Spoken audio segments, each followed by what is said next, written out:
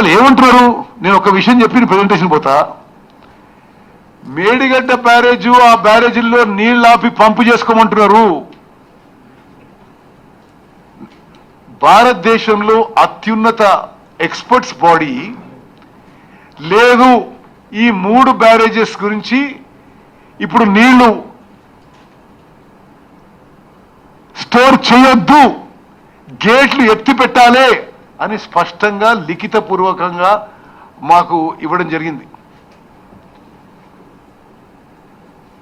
మేము అనుకుంటున్నాం national dam safety అథారిటీకి KTR కంటే కొద్దిగా ఎక్కువ టెక్నికల్ నాలెడ్జ్ ఉందని మేము అనుకుంటున్నాం. అందుకోసమే మేము national dam safety authority advice మేరకే పోతున్నాము. వాళ్ళు చెప్పే విధంగా చేస్తే మరి వాళ్ళకి బ్యారేజీలు కొట్టుకుపోయి కింద ఇంకా నష్టం జరగాలందనో ఏముందో కానీ, అదే మేడిగడ్డ బ్యారేజ్లో వాళ్ళు చెప్పినట్టు ఫుల్ స్టోరేజ్ పెట్టి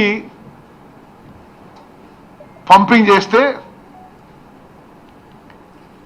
బ్యారేజ్ ప్రమాదవశాత్తు ఏమైనా జరిగితే కింద ఆస్తి నష్టం, ప్రాణ నష్టం, అదేవిధంగా పూర్తయిన సమ్మక్క సారక బ్యారేజ్ కొట్టుకపోతుంది, సీతారాం సాగర్ ప్రాజెక్ట్ డ్యామేజ్ అవుతుంది,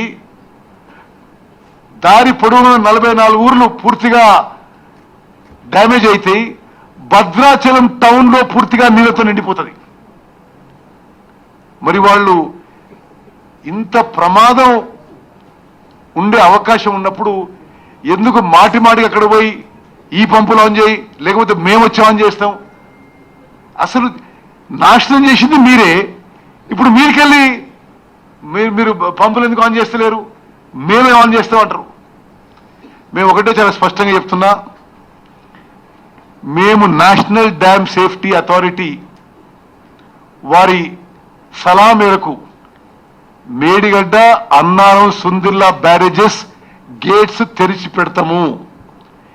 మేము ఆల్రెడీ మా ప్లాన్లో ఉంది, ఎల్లంపల్లి ప్రాజెక్ట్ నుంచి రేపు ఎల్లుండో పంపింగ్ మొదలు పెడతాము. ఎల్లంపల్లి ప్రాజెక్ట్ ఎవరు కట్టినరు, ఎవరు డిజైన్ చేసినరు, ఎవరి హామీలో పనులు పూర్తయినాయి? మరి ఈ రాష్ట్రంలో అందరూ తెలుసు, కాంగ్రెస్ ప్రభుత్వం నిర్మించింది. ఎల్లంపల్లి ప్రాజెక్టుకి ఇన్ఫ్లోస్ మంచిగా వస్తున్నాయి. ఎల్లంపల్లి ప్రాజెక్టుకి ఇంజనీర్లు కన్సల్ట్ చేసి ఒక 2-3 రోజుల్లో ఎల్లంపల్లి ప్రాజెక్ట్ నుంచి పంపింగ్ మొదలు పెడతాము. ఎల్లంపల్లి ప్రాజెక్టు గతం నుంచి ఉన్న project, Medigadda, Annaram, Sundilla projects barrages gates తెరిచిపెట్టి నీళ్లు కిందికి వదలాలి అని నేషనల్ డ్యామ్ సేఫ్టీ అథారిటీ చెప్పిన విధంగా మా ప్రభుత్వం నడుచుకుంటుంది. నీకు కొన్ని టెక్నికల్ విషయాలు ఎటువంటి మోసాలు జరిగినాయో నేను మీకు కొద్దిగా డీటెయిల్గా ఎక్స్ప్లెయిన్ చేస్తా. మీ దగ్గర ఉన్న స్క్రీన్ మీరు చూసుకోవచ్చు. ఓకే, 3-4 స్క్రీన్స్ ఉన్నాయి, ఎక్కడన్నా మీరు చూసుకోండి. Put the first slide. ఇది Kaleshwaram project line diagram. Next slide పెట్టండమ్మా. సరే, మళ్ళీ ముందుకు పోని. ఫస్ట్ స్లైడ్ పెట్టు. కాళేశ్వరం ప్రాజెక్టులో దయచేసి మీరు అర్థం చేసుకోవాలి, మేడిగడ్డ బ్యారేజ్ నుంచి పంపింగ్ చేసి అన్నారం బ్యారేజ్లో నింపాలి, అన్నారం నుంచి సుందిలకు నింపాలి, సుందిల నుంచి ఎల్లంపల్లి నింపాలి. మేమేమంటున్నాం, ఎల్లంపల్లి నుంచి పంపింగ్ చేస్తాము అంటున్నాం. కానీ మేడిగడ్డ, అన్నారం, సుందిల్ల బ్యారేజీలు ఎన్డీఎస్సీ అప్రూవల్ ఇచ్చే వరకు ఇది మా అభిప్రాయం కాదు, వాళ్ళ అభిప్రాయం మేరకు పోతాము. ఇంకో విషయం చెప్పాలి, మేడిగడ్డ బ్యారేజు 1,00,000 కోట్ల కాళేశ్వరం ప్రాజెక్టు గుండెకాయని మీరే అన్నారు. మరి మీరే గట్టి మీ కమిషన్ల కకృతి కోసం మీ నాసిరకం కన్స్ట్రక్షన్తో కూలిపోయిందా లేదా? ఎంత ఏదో చిన్న డ్యామేజ్ అట, ఆడ గేట్లు ఎత్తడానికి గేట్లు కట్ చేయాల్సి వచ్చింది ఆ మేడిగడ్డ బ్యారేజ్కి. సరే, అన్నారం, సుందిల్ల విషయం కూడా మీకు చెప్పాలి. Annaram barrage pumping 11 meters level నుంచి సాధ్యమవుతుంది. జాగ్రత్త వినాలి మీరు.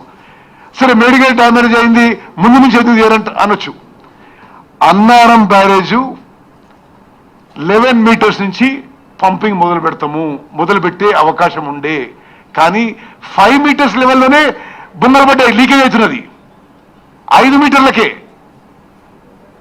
అదేవిధంగా సుందిల్ల బ్యారేజు 9 మీటర్స్కి పంపింగ్ మొదలు పెడతాము, కానీ అక్కడ కూడా 5 మీటర్స్కే లీకేజ్ మొదలైపోయింది.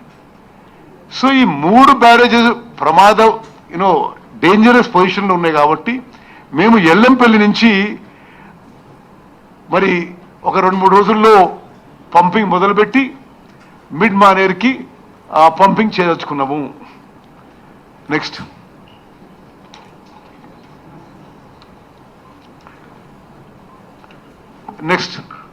ఎల్లంపల్లి నుంచి ఎన్ని టీఎంస్ వస్తుంది సార్ పర్ డే, అది చెప్పండి. సరే, లెట్ మీ కంప్లీట్. ఓకే,